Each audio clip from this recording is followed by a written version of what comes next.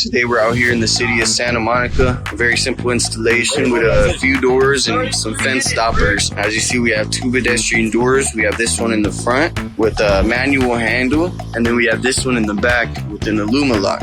We gotta show you the product inside and out. We have two fence stoppers right here, one on the other side, pinch post and receiver with this Illuma lock.